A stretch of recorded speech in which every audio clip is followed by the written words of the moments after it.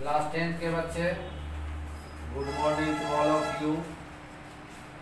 आप सभी को सुप्रभात। बायो का जो क्लास हुआ था पिछले बार, जिसमें हम दो बात पढ़ाए थे आपको, एक था पाचन और दूसरा था श्वसन। इसमें मैंने आपको सारी बात बताई थी कि पाचन क्या है। तो इसमें सजीव के 4 लक्षण जो होते हैं उसका हम लोगों को डिटेल पढ़ना है। सजीव के 4 लक्षण क्या है कि सजीव में भोजन लेता है, सजीव श्वसन करता है, सजीव में परिवहन भी होते हैं और सजीव में उत्सर्जन भी होते हैं। ये सब चीज़ें निर्जीव में नहीं होती है, ये केवल सजीव में होता है। तो इन्हीं चारों चीज़ों का हमें डिटेल जानना है कि ये 4 चीज़ें कैसे कैसे होती है सजीव के अंदर और खास के मनुष्य में कैसे होता है। हम लोगों का फोकस है मनुष्य के बारे में जानना कि मानव में ये कैसे होता है। तो हम समझते हैं कि पाचन आपकी समझ में आ गई होगी, श्वसन आ गई होगी। श्वसन क्या होता है, ऑक्सी श्वसन क्या है, अनऑक्सी श्वसन क्या है, ये सब बात हमने पिछले क्लास में आपको बता दिया था और आपसे कहा भी था कि आप किताब जरूर पढ़िए। बगैर किताब पढ़े आपकी जानकारी पूरी नहीं होगी।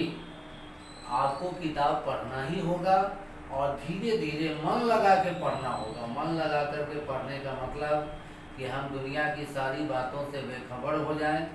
हमको केवल किताब की बात को दिमाग में लाना है।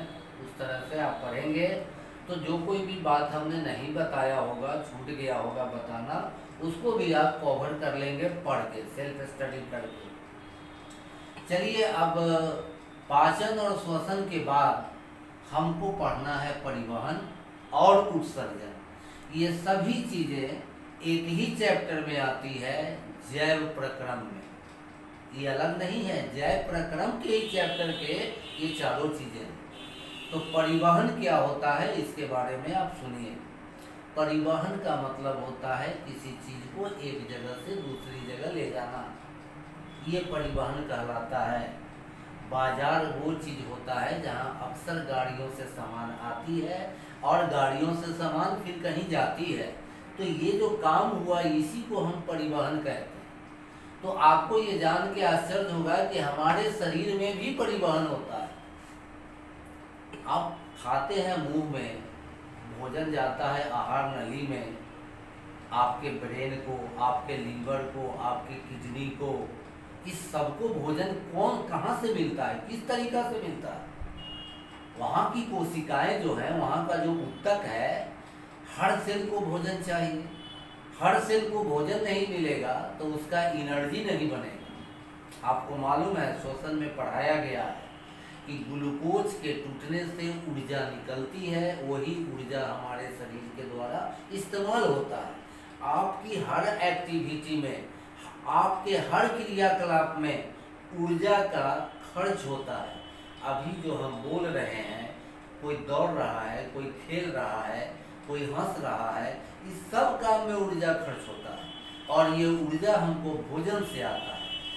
और भोजन से ग्लूकोज बनता है या वसा जो हम लोग लेते हैं, ये सब चीज़ जो हमारे पोषक पदार्थ हैं, ये जब हमारी कोशिकाओं में जाता है तो ऑक्सीजन की मदद से उसका खंडन होता है, ब्रेक डाउन होता है और उससे हमको एनर्जी मिलती है। तो ऊर्जा इस तरीका से प्राप्त होता है। इसीलिए कहा जाता है कि श्वसन सांस लेना और छोड़ना नहीं है।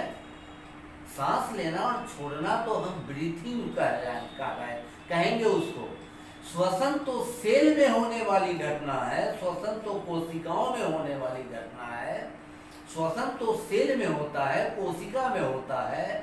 भोजन का ऑक्सीकरण होता है, ग्लूकोज टूट के कार्बन डाइऑक्साइड, वाटर और एनर्जी, ये 3 चीजें बनती हैं। इसका नाम है श्वसन।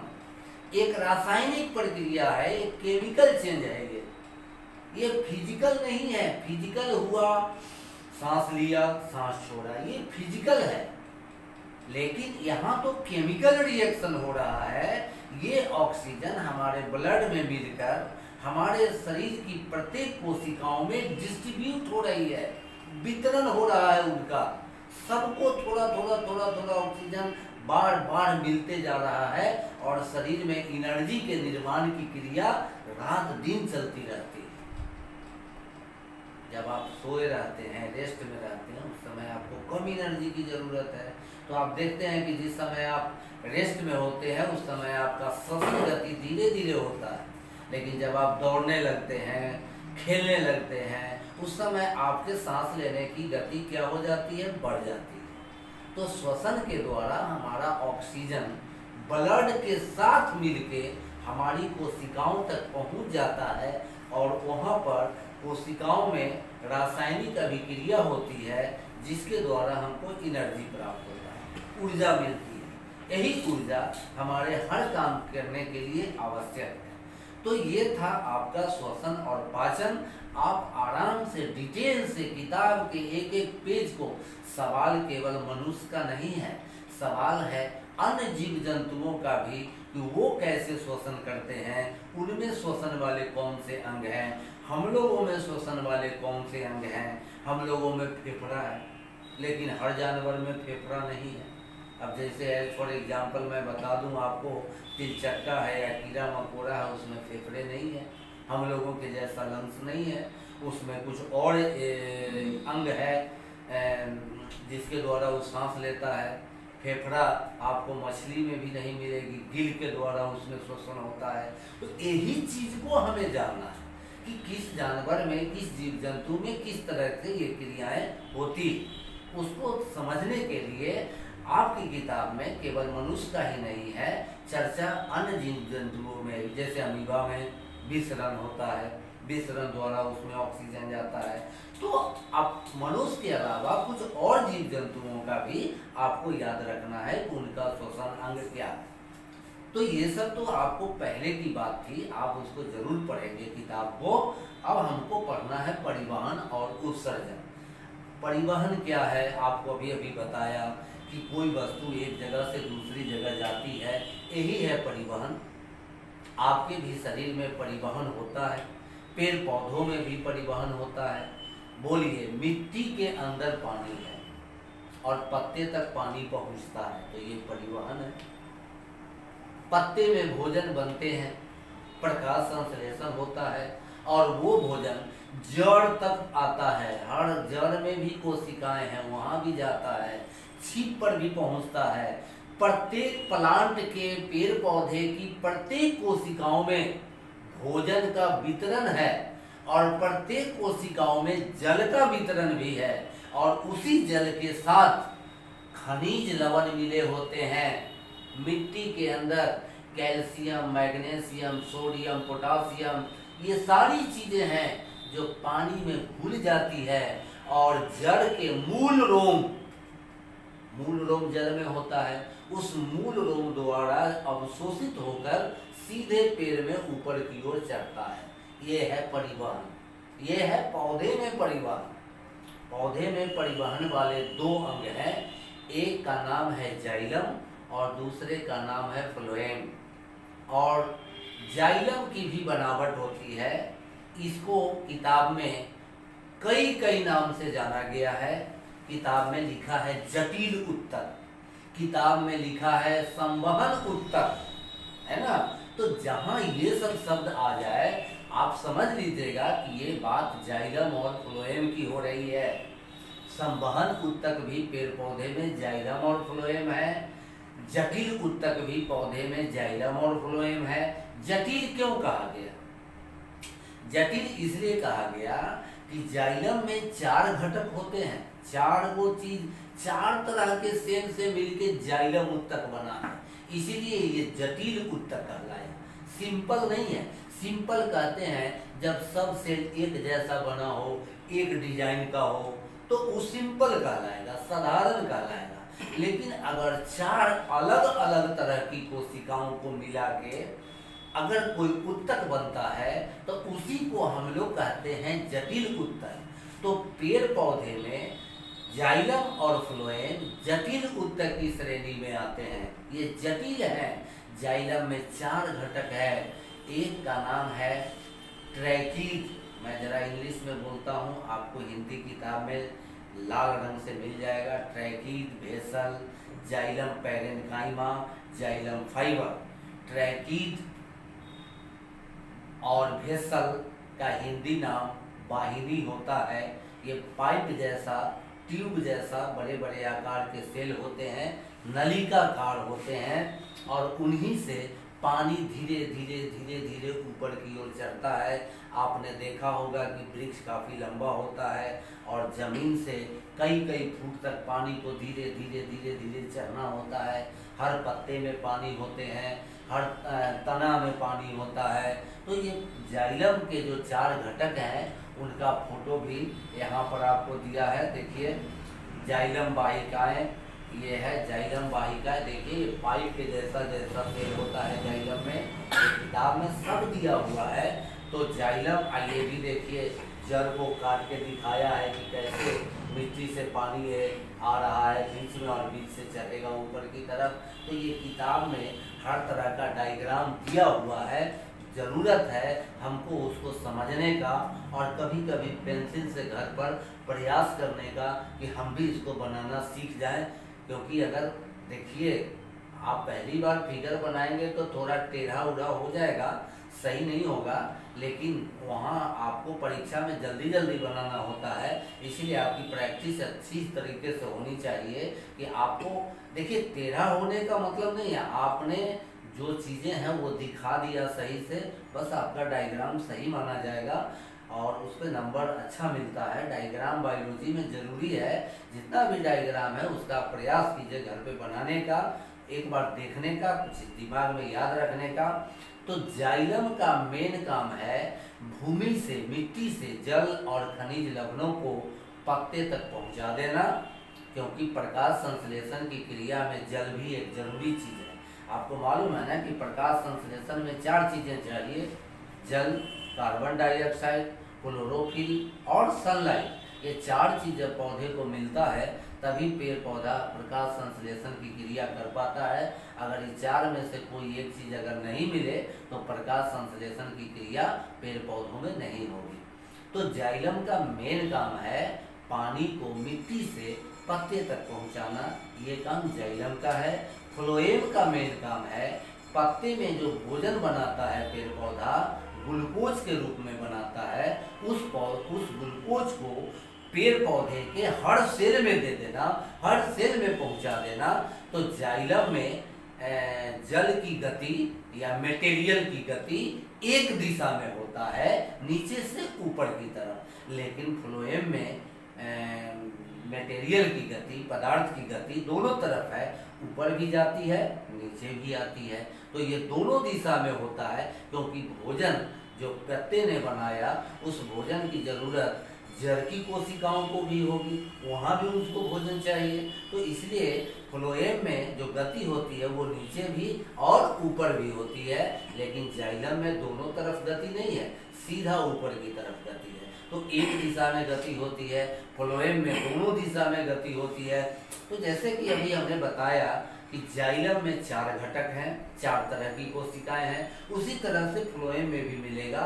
उस फ्लोएम में जो कोशिकाएं होती है उसका नाम है चलनी नलिकाएं, सह कोशिकाएं, है ना।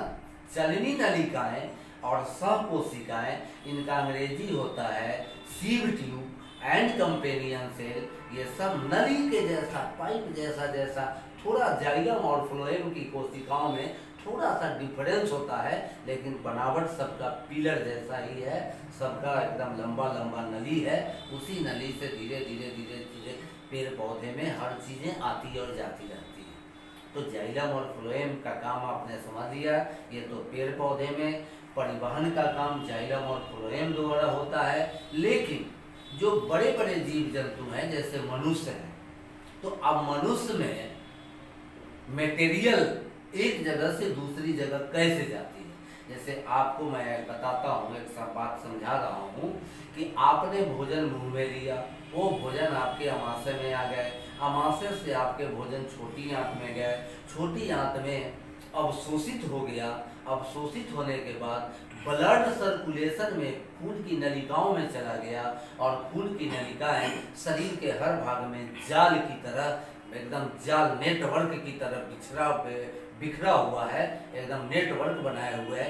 हर सेल, हर ऊतक से ये खून की नलिकाएं गुजर रही है, तो आपको ऑक्सीजन भी ले जा रहा है, पोषक पदार्थ भी ब्लड ले जा रहा है, वेस्ट मटेरियल को भी किडनी में पहुंचा दे रहा है। हर तरह का काम ये खून के ब्लड सर्कुलेशन के द्वारा होता है, रक्त परिवहन के द्वारा होता है। तो रक्त परिवहन तंत्र के बारे में हमको पढ़ना है कि मनुष्य में जो रक्त परिवहन तंत्र होता है उसमें कौन कौन से अंग आते हैं। तो आप जान लीजिए कि रक्त परिवहन तंत्र में 3 अंग आता है। एक का नाम है हार्ट, दूसरे का नाम है रक्त नलिकाएं, खून को ले जाने वाले पतले पतले पाइप, जिसको हम लोग कहते हैं सीरा, धमनी और केशिकाएं। 3 तरह की खून की नली है शरीर के अंदर। सीरा, वेन, जिसमें इंजेक्शन पड़ता है, वो वेन है। धमनी, मांस में है, मसल्स में गथा हुआ है, पतला है, डोरा की तरह, मोटा डोरा की तरह है धमनी। और केशिकाएं, पतली पतली बाल के जैसा पतली पतली नलिकाएं। आप जब अपना आँख को ऐसे देखेंगे तो आपके उजले पार्ट में ये पतली पतली नलिकाएं दिखाई देगी, उसी का नाम है केशिका। केशिका। तो ये ब्लड में 3 तरह की नली हो गई, धमनी, सीरा और केशिका। ये रक्त नलिकाएं हो गई, ये ब्लड वेसल्स हो गया। हार्ट, ये भी आप जान रहे हैं, हार्ट आपके चेस्ट में है, छाती के नीचे है ना, और रीब केज में है, एक पिंजरा है यहाँ पर हड्डियों का बना हुआ एक पिंजरा है इस टाइप का गोल। इसी में आपका हार्ट भी है, इसी में आपका लंग्स भी है, इसी में आपका लीवर भी है। जितने इम्पोर्टेंट और बहुत कोमल कोमल अंग हैं वो सब के सब इसी रीब केज के अंदर बंद है। हार्ट का फंक्शन है कि वो बार बार फूलता और सिकुड़ता है। तो जब देखिए, जब फूलता है, जब ये स्वेल करता है तो इसमें ब्लड आया रहता है, और जब ये पचकता है, सिकुड़ता है, तो इसमें से ब्लड अलग अलग पाइप से निकल जाता है। तो इसी को हम लोग कहते हैं रक्त परिवहन। तो रक्त, तो आपका मनुष्य में पढ़ना है कि रक्त परिवहन कैसे होता है। तो मनुष्य में परिवहन का काम रक्त परिसंचरण द्वारा होता है, और रक्त परिसंचरण सिस्टम में फिर याद कीजिए 3 अंग हैं। हार्ट, जिसको हम हृदय बोलते हैं या दिल बोलते हैं।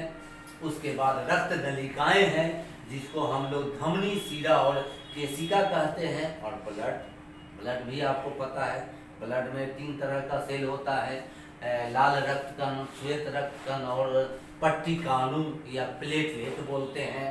तो इन सब का काम अलग अलग होता है।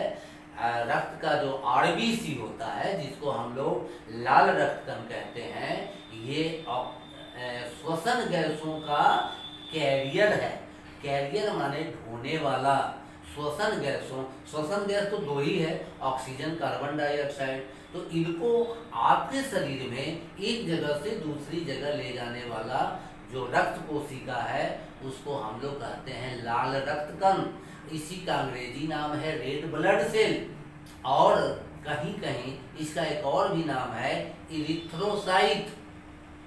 तो इसी में हीमोग्लोबिन होता है, यही लाल रक्त कण में हीमोग्लोबिन होता है, जिसे हम लोग श्वसन रंजक कहते हैं।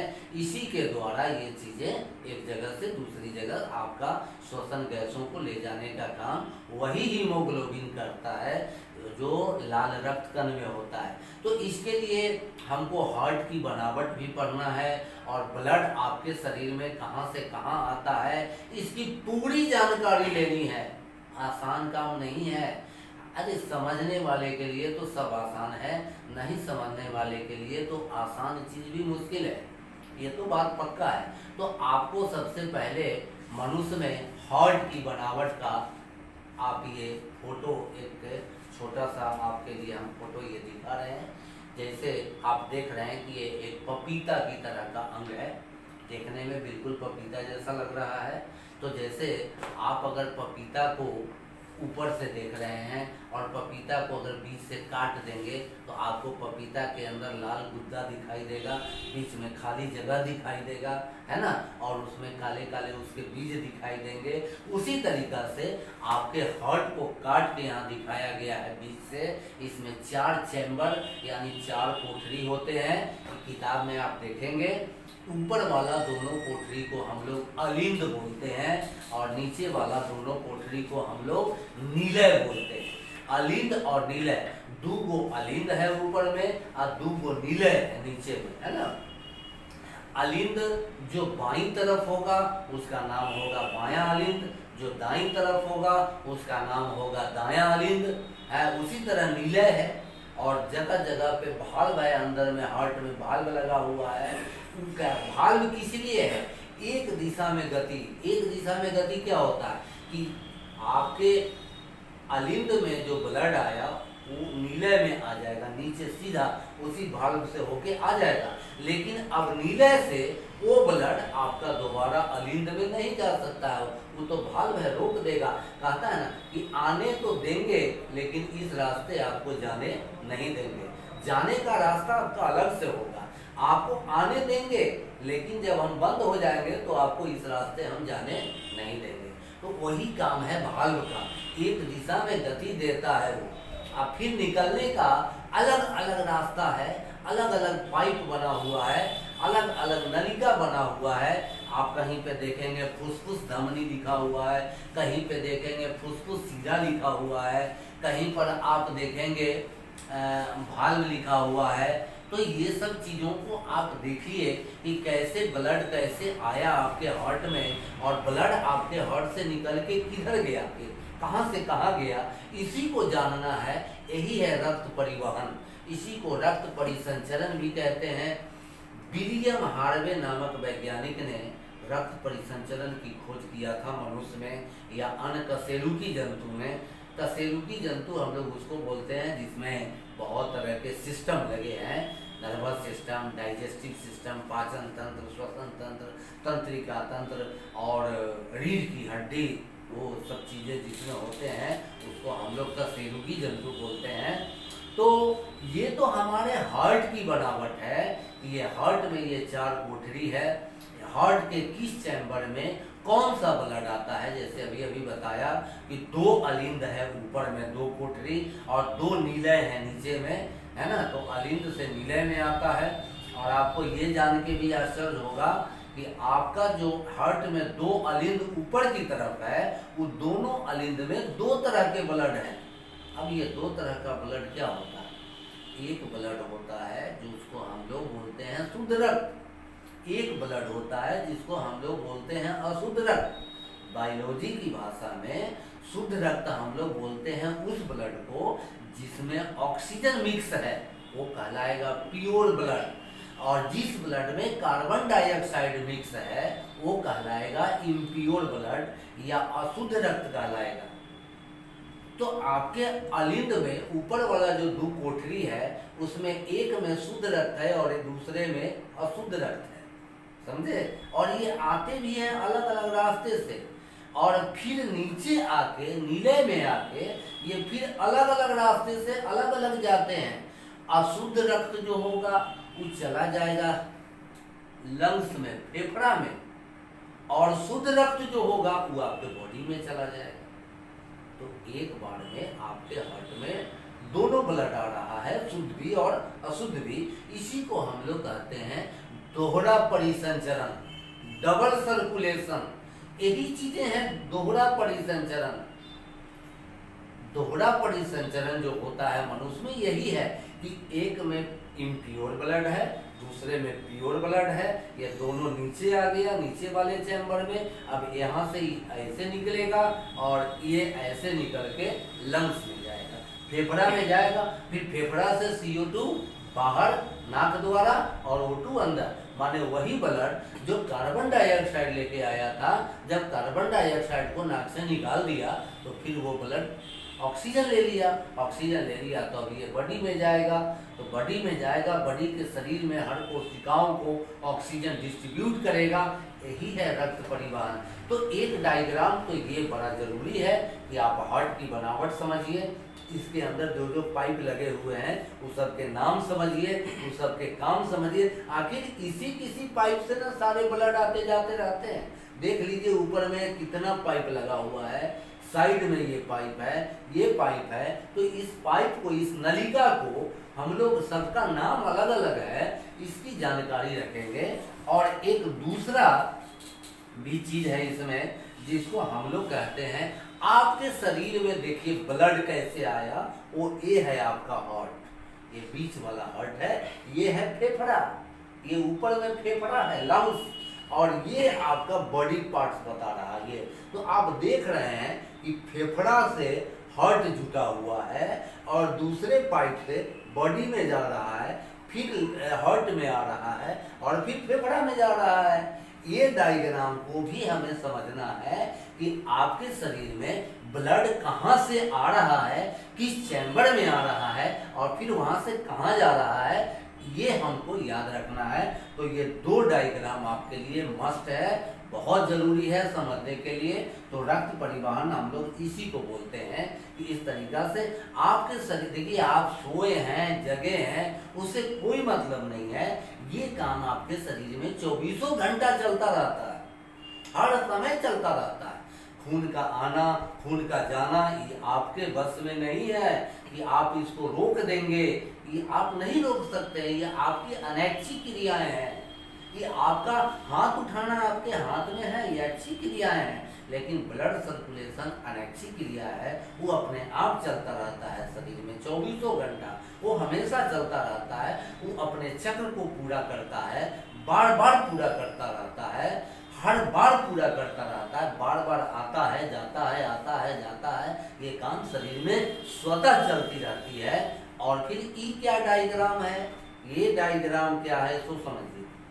अभी अभी जो सर ने हमने बताया कि धमनी में और सीरा में और केशिका में, जो हमने अभी बताया कि 3 प्रकार की खून की नलिकाएं होती है, जिसको हम लोग धमनी, सीरा और केशिका बोलते हैं। उनका लोकेशन भी बताया कि धमनी, सीरा तो सुपरफिशियल है, जिसको आप लोग आम बोलचाल की भाषा में कहते हैं नॉस, नॉस बोलते हैं। जैसे देखिए आपकी किताब में कहीं खून लिखा हुआ नहीं मिलेगा, मिलेगा क्या लिखा हुआ, रक्त। तो जैसे रक्त को हम ठेठ भाषा में खून कहते हैं, वही रक्त है, वही ब्लड है, उसी का अंग्रेजी नाम ब्लड है। उसी तरीका से विज्ञान की भाषा में सीरा है, जिसको हम लोग आम बोलचाल की भाषा में नॉस कह सकते हैं, नॉस। इसी में आपको इंजेक्शन पड़ता है और नॉस में, सीरा में हमेशा CO2 वाला ब्लड घूमता है, CO2 कार्बन डाइऑक्साइड, और कार्बन डाइऑक्साइड वाला जो ब्लड घूमता है उसको हम लोग कहते हैं अशुद्ध रक्त। क्या बोलते हैं, अशुद्ध रक्त बोलते हैं।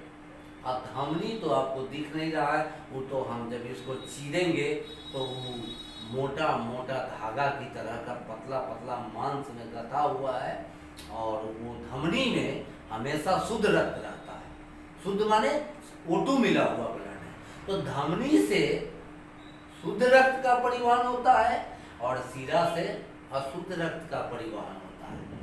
और केशिका जो होती है वो धमनी और सीरा जहाँ मिलते हैं आपस में, वहाँ पर केशिका है, खून की सबसे ये पतली नली सब है, ये सब मिलता है यहाँ पर, है ना। तो उसको हम लोग केशिका कहते हैं। और हमारे शरीर में एक नेटवर्क है ब्लड की नलिकाओं का, और हार्ट के, उसी हार्ट के फूलने और पचकने से ये ब्लड हर जगह, एक जगह से दूसरी जगह आता जाता रहता है, समझे ना। यही अगर आपका हार्ट नहीं फूले, नहीं सिकुड़े, तो आपके शरीर में ब्लड नहीं जा पाएगा कहीं भी नहीं, ना ऑक्सीजन जा पाएगा, और धीरे धीरे आपको चक्कर आएगा, आपको मूर्छा आएगी, आपको एनर्जी नहीं मिलेगा, आप बेहोश होके गिर जाएंगे, है ना। तो ये सारी बातें होती है उसी के द्वारा। तो हमको हार्ट की बनावट और शरीर के अंदर जो रक्त का परिवहन है, हार्ट से फेफड़ा में और हार्ट से पूरे बॉडी में जो जा रहा है, वो दोनों डायग्राम के हर बात को, हर पॉइंट को हमको याद रखना है। तो हमने अभी तो कभी कभी परीक्षा में ये भी क्वेश्चन आता है कि धमनी और सीरा में क्या अंतर है, ये भी कभी कभी क्वेश्चन आते हैं, पूछे जाते हैं। तो देखिए, धमनी जो होती है वो चौड़ी नली होती है, चौड़ी है, ज़्यादा चौड़ा होता है, मतलब ऐसे समझिए।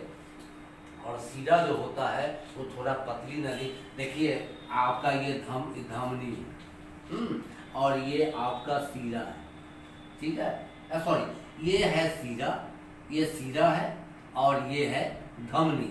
तो आप देख रहे हैं कि धमनी पतली नली है, इसमें CO2 वाला ब्लड आ रहा है, कार्बन डाइऑक्साइड वाला ब्लड घूम रहा है, इसमें O2 वाला ब्लड घूम रहा है। पहला अंतर तो ये हुआ। दूसरा अंतर, इसमें ब्लड स्लो चलता है, स्लो, धीरे धीरे, क्योंकि इसमें जहाँ तहाँ कपाट लगे होते हैं, वाल्व लगा होता है, वो ब्लड के स्पीड को कम करते रहता है। और ए में कोई वाल्व नहीं है, बिल्कुल एकदम बहुत फास्ट दौड़ेगा इसमें ब्लड। दूसरा अंतर हुआ। तीसरा अंतर, धमनी सीरा की जो दीवार होती है वो पतली होती है और इसकी जो दीवार होती है ये थोड़ी कड़ी होती है ना, कड़ी दीवार होती है। इसमें ब्लड का प्रवाह तेज है, इसमें ब्लड का सर्कुलेशन स्लो है। तो धमनी और सीरा में क्या अंतर है, हमसे बेटर आपको किताब में बताया गया है कि 3-4 पॉइंट ये याद रखना है। हार्ट की बनावट याद रखना है, हार्ट का, और ब्लड का सर्कुलेशन जो, जैसे ये था ब्लड का, ये था आपका फेफड़ा, और फेफड़ा से 2 पाइप आया हुआ है, और ये आपका हार्ट है, हार्ट, और फिर यहाँ से ये पाइप आया हुआ है, ये बॉडी में जा रहा है। तो ये जो बनावट है इसको भी हमें याद रखना है। ये फेफड़ा है, ये हार्ट है और ये बॉडी है ना। तो आप देख रहे हैं फेफड़ा से आ भी रहा है, फेफड़ा में जा भी रहा है, फिर यहाँ पर चैम्बर है बने हुए 4 चैम्बर, और फिर ये वाला ब्लड इस चैम्बर में आ रहा है, फिर यहाँ से ये नली निकला, फिर यहाँ से ये नली निकला, ये नली जो है ये बॉडी में चला गया, और बॉडी से कार्बन डाइऑक्साइड वाला ब्लड फिर इसमें आ गया, यहाँ से फिर ये इसमें चला गया, और यहाँ से फिर ये इसमें चला आया। तो इस डायग्राम को हमें अवश्य याद रखना चाहिए, क्योंकि यही है रक्त परिवहन, है ना, बॉडी के अंदर। अब देखिए, थोड़ा सा एक एक्सेप्शन है कि हमने जैसा अभी बताया कि धमनी में हमेशा O2 वाला ब्लड होता है, यानी कि शुद्ध रक्त का परिवहन होता है, लेकिन एक ऐसी धमनी भी है जो धमनी होते हुए भी अशुद्ध रक्त को ले जाता है। उस धमनी का नाम है फुसफुस धमनी। ये याद रखना है कि फुसफुस धमनी, धमनी होते हुए भी अशुद्ध रक्त को ले जाता है। तो शायद यही होगा ना फुसफुस धमनी, जो अशुद्ध रक्त को ले जाएगा, और ये होगा फुसफुस सीरा, जो सीरा होते हुए भी शुद्ध रक्त को ला रहा है, चैम्बर में, हार्ट में ला रहा है। तो फुसफुस धमनी और फुसफुस सीरा एक्सेप्शन में आता है, अपवाद में आता है, जनरल नियम का वो अपवाद है। समझ गए होंगे, ब्लड सर्कुलेशन यही है शरीर के अंदर। अब 1-2 बातें और भी है। कभी कभी रक्तचाप की बात सुनते हैं हम लोग। रक्तचाप क्या है, जिसको हम लोग बोलते हैं ब्लड प्रेशर। क्या बोला जाता है इसको? Blood pressure. तो धमनी पर, धमनी की दीवार पर ब्लड का जो संचालन है, वो जो प्रेशर डालती है धमनी की दीवार पर, उसी को हम लोग कहते हैं रक्तचाप, यानी ब्लड प्रेशर बोलते हैं। आजकल ये आम बीमारी है, बहुत सारे आदमी को ब्लड प्रेशर हो जाता है। उम्र बढ़ने के साथ ये बीमारी होती है। इसके लिए एक्सरसाइज, योगा, प्राणायाम और भी बहुत सारे तरीके हैं। भोजन पे कंट्रोल, ज़्यादा तैलीय चीज़, घी वाली चीज़, डालडा वाली चीज़ का खाना नहीं है, परहेज करना है, उन सब चीज़ों से बचना है। दारू, शराब, अल्कोहल, इन सब चीज़ों से भी बचना है। धूम्रपान से भी बचना है, बीड़ी सिगरेट इनसे भी बचना है। यही सब के कारण आपकी धमनी की दीवार एक तो ऑलरेडी पतली है और उस पर आपका अगर कोलेस्ट्रॉल जमा हो जाएगा, कि कोलेस्ट्रॉल आपसे बता रहे हैं कि अगर ये धमनी में कुछ चर्बी जमा हो गई, कुछ वसा जमा हो गया, तो अब आपकी ये नली कितनी पतली हो गई। अब आप सोचिए कि आपके ब्लड जाने में कितने रुकावट होंगे ना, दिक्कत है ना धमनी। तो इसीलिए कहा जाता है कि आप एक्सरसाइज करें, योगा करें, प्राणायाम करें, तो आपका ब्लड प्रेशर कभी भी नहीं बढ़ेगा। खाने पीने में परहेज करें, तला हुआ चीज़, फ्राई किया हुआ चीज़, फास्ट फूड, अल्कोहल, यही सब चीज़ें हैं जो आपकी धमनी की दीवार पे जमा होती है अंदर में और उसके होल को धीरे धीरे और पतला कर देती है। तो आप सोचिए कि जब होल पतला होगा तो हार्ट को कितना ज़्यादा ताकत लगाना पड़ेगा खून को भेजने के लिए, वही है ब्लड प्रेशर। तो ब्लड प्रेशर नॉर्मल जो होता है 120/80 होता है, 120/80 mm/Hg होता है, ये है ना, ये होता है नॉर्मल ब्लड प्रेशर। लेकिन जब किसी आदमी का ब्लड प्रेशर बढ़ेगा तो ये 120 के बजाय 140 भी हो जाएगा, 80 के बजाय ये 100 भी आ जाएगा। तो तुरंत कह देंगे कि आपका ब्लड प्रेशर क्या है, बढ़ गया। और ब्लड प्रेशर जब बढ़ गया तो ये बीमारी जो होती है इसमें एक बार बढ़ गया तो लोग सारी जीवन दवा खाते रहते हैं, रोटी खाते रहते हैं। तो वो जो है ब्लड प्रेशर कंट्रोल करने के लिए, अगर ब्लड प्रेशर कंट्रोल ना किया जाए तो बाद में वो डायबिटीज भी हो जाता है, कभी कभी हार्ट अटैक भी हो जाता है। तो इन सब चीज़ों को आप गहराई से पढ़ेंगे, आपकी सब बात समझ में आ जाएगी। ब्लड प्रेशर मापने वाला जो इंस्ट्रूमेंट होता है उसको हम लोग कहते हैं स्फिग्मोमीटर। ये आपने देखा होगा कभी कभी, यहाँ पर बेल्ट लगाता है डॉक्टर और ऐसे ऐसे ऐसे ऐसे दबाता है, धीरे धीरे फूलता है, फिर पारा को देखता है कितना गिरता है कितना चढ़ता है, उससे ब्लड प्रेशर मापा जाता है। तो स्फिग्मोमीटर से हम लोग ब्लड प्रेशर को मापते हैं, है ना। ये सब किताब में है लिखा हुआ, इसको याद रखना है, ब्लड प्रेशर ही कहलाता है। और धमनी की बीमारी जो होती है, जैसे अगर आपने खान पान पे परहेज नहीं किया, मोटे हो गए, बहुत ज़्यादा मोटे हो गए, मोटा होना आजकल बीमारी माना जाएगा। आदमी को मोटा भी ज़्यादा नहीं होना चाहिए और उसको खान पान पे परहेज रखना चाहिए, नमक उमक का मात्रा कम लेनी चाहिए, चीनी उनी कम खाना चाहिए। अगर हम पहले से सचेत हैं तो शायद ये भी। और एक्सरसाइज मस्ट है, अगर सुबह का मॉर्निंग वॉक हो, हल्का फुल्का एक्सरसाइज हो, प्राणायाम हो, योगा हो, ऐसा करने से ब्लड प्रेशर हमेशा कंट्रोल रहता है। और ये जीवन रेखा है, आपके शरीर में जब ब्लड सर्कुलेशन चल रहा है तो आप ठीक हैं, अगर ब्लड सर्कुलेशन रुक रहा है वहीं से बीमारी शुरू हो रहा है, वहीं से रोग पनप रहे हैं, है ना। तो ब्लड प्रेशर को इस तरह से मापा जाता है। तो ये जो हुआ मनुष्य की बात हो गई। और आप देखिए, आप फिगर में भी बताया हुआ है सिस्टोलिक ब्लड प्रेशर और diastolic blood pressure. Blood pressure ये दो मान है, ये दो मान है, देख रहे हैं, बटा करके लिखा है। तो सिस्टोलिक ब्लड प्रेशर अलग होता है, डायस्टोलिक ब्लड प्रेशर अलग होता है। हार्ट जब फूलता है उस समय धमनी पर जो प्रेशर पड़ता है उसका मान अलग होता है, और हार्ट जब सिकुड़ता है उस समय जो धमनी पर प्रेशर पड़ता है, दबाव पड़ता है, उसका मान अलग होता है। उसी को हम लोग सिस्टोलिक और डायस्टोलिक ब्लड प्रेशर कहते हैं। तो परिवहन में यही चीज़ें जाननी थी हमें, पेड़ पौधा में परिवहन कैसे होता है और जानवर में, खास के मनुष्य में परिवहन कैसे होता है। उसके बाद है उत्सर्जन। अब दूसरा टॉपिक है उत्सर्जन। देखिए आपकी किताब में भी है, उत्सर्जन की बात किया गया है यहाँ पर।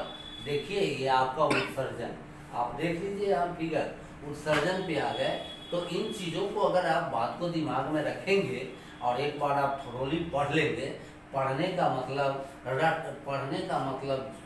ध्यान से पढ़ना, समझते हुए पढ़ना, धड़फड़ा के नहीं पढ़ना, एक एक लाइन की बात को समझते जाना, दिमाग में डालते जाना, उसको एकदम, उसको कहते हैं पढ़ना।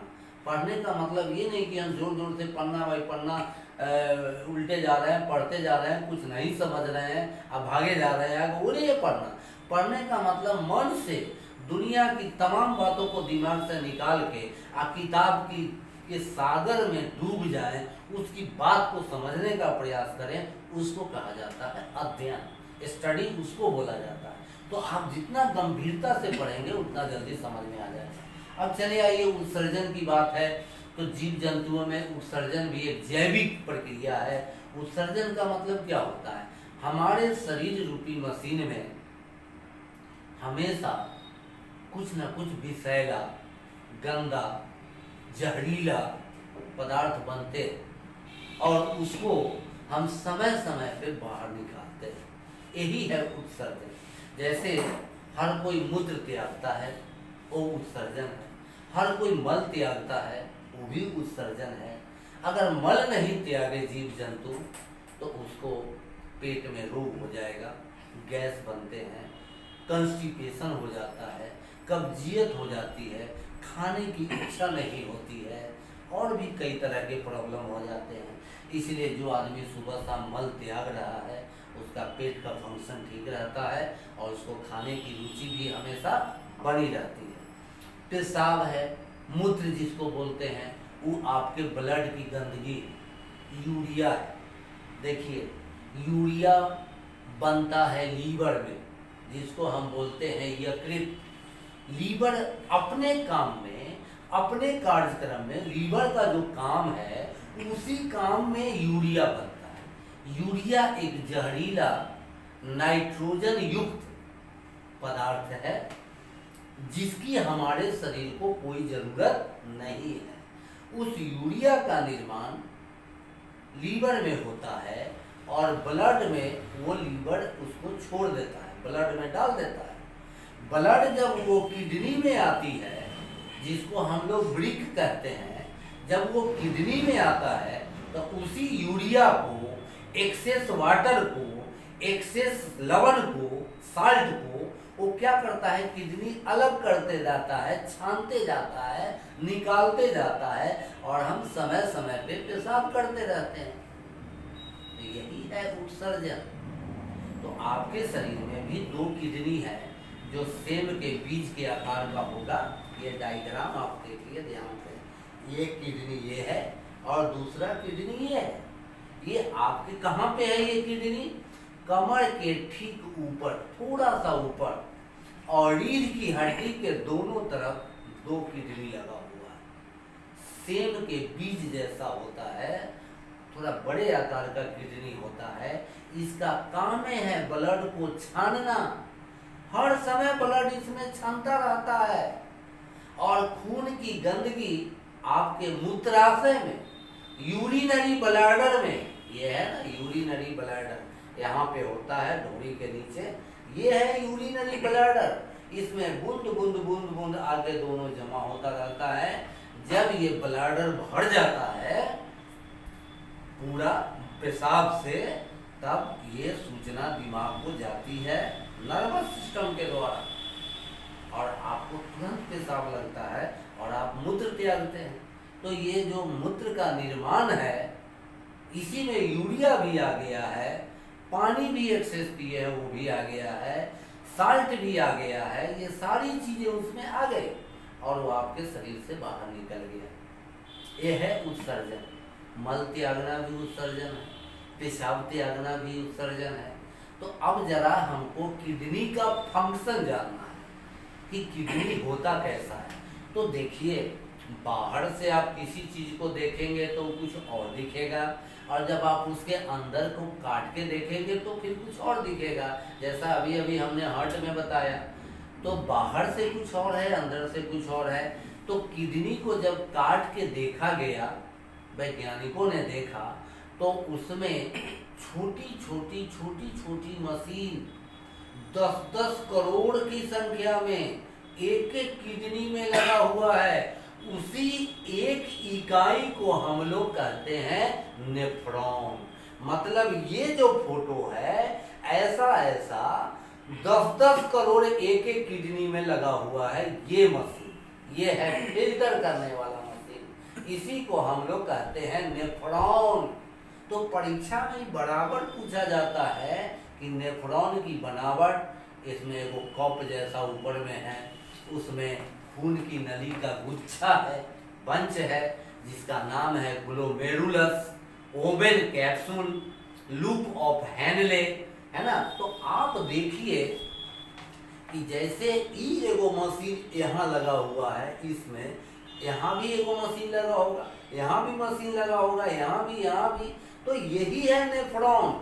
मतलब हमारे प्रत्येक किडनी में 10-10 करोड़ से ऊपर ऐसी छोटी छोटी छानने वाली मशीन लगी हुई है, इसी को हम लोग नेफ्रॉन कहते हैं। और यही नेफ्रॉन किडनी के अंदर ब्लड को छान के ब्लड की सारी गंदगी को दूर कर करके और मूत्राशय में जमा करती है। यही है अल्ट्रा फिल्ट्रेशन, स्वयं इसके अंदर, और इस तरीका से आपके शरीर में उत्सर्जन का काम चलते रहता है।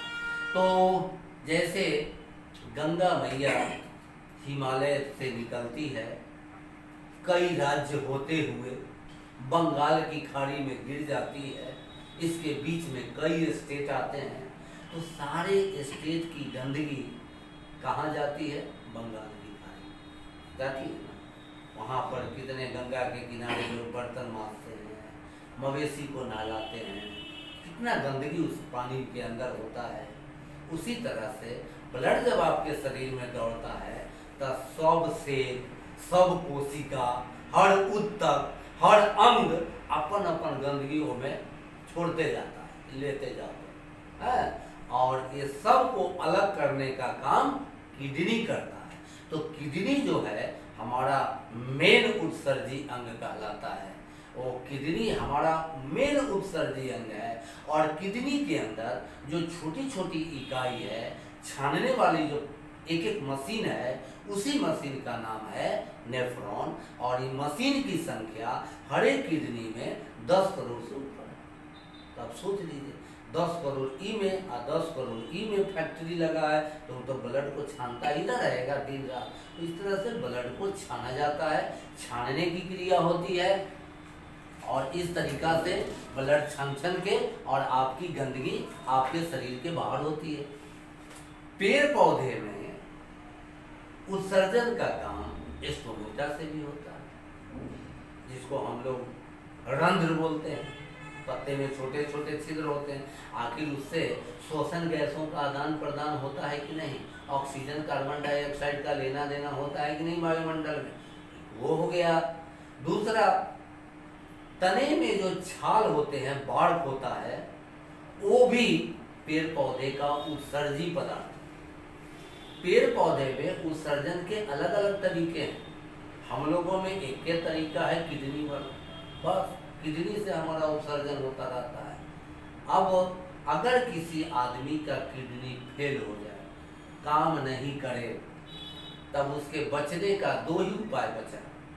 एक कि या तो वो आदमी अपना किडनी बदलवा ले, और दूसरा डायलिसिस कराते रहे, महीना में 1 बार 2 बार बराबर कराता रहे। डायलिसिस एक मेडिकल इक्विपमेंट है, चिकित्सीय यंत्र है, जिसमें वही काम होता है जो किडनी के द्वारा होता है।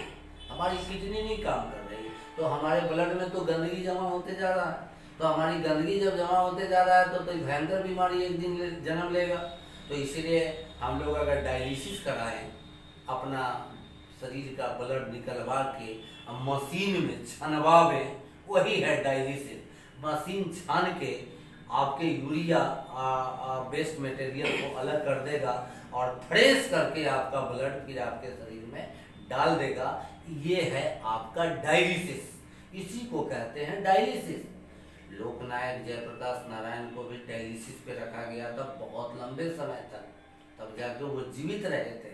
तो वो तो कुछ भी है तो कृत्रिम है, प्राकृतिक तो नहीं है क्या कृत्रिम। और डायलिसिस कराने में खर्च भी पड़ता है, 50,000 60,000 रुपया एक बार में लगता है।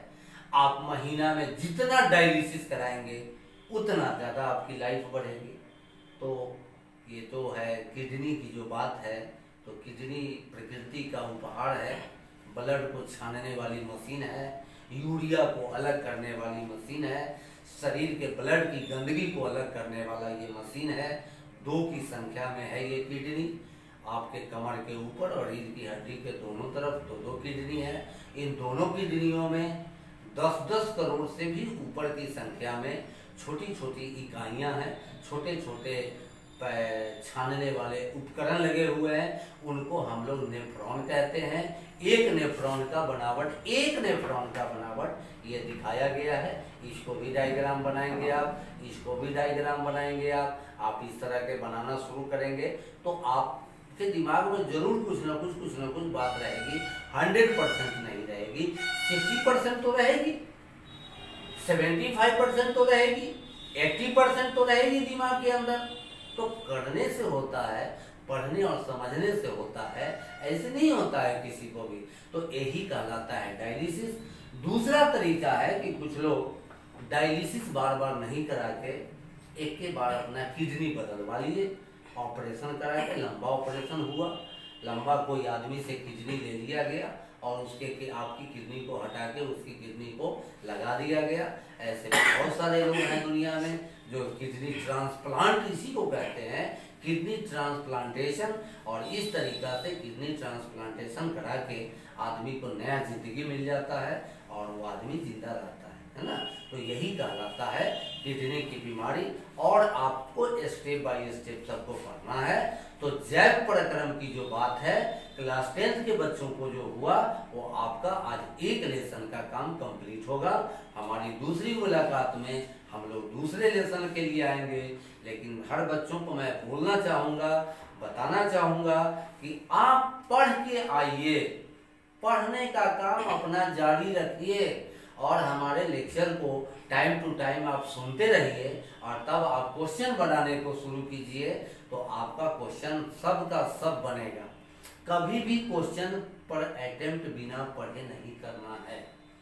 क्वेश्चन को आपसे बताते हैं, आपने अगर रामायण देखी होगी, महाभारत देखा होगा तो आपसे जो भी सवाल पूछा जाएगा उसका जवाब आप स्वयं दे सकते हैं। कुरुक्षेत्र कहाँ है, भीष्म पितामह कौन थे, कौरव कौन था, पांडव कौन था।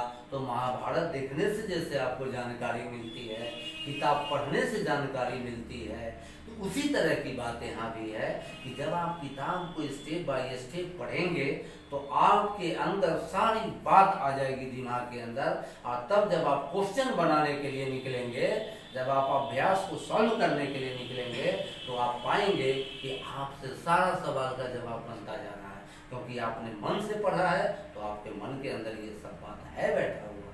तो यही है डायलिसिस। तो बच्चों जैव प्रक्रम आज मैंने आपको कंप्लीट कर दिया है। अगली मुलाकात में हम लोग नियंत्रण एवं समन्वय जो चैप्टर है वो हम 2-4-10 दिन बाद फिर से लोड करेंगे उसको और उस पर हम बात करेंगे। Thank you.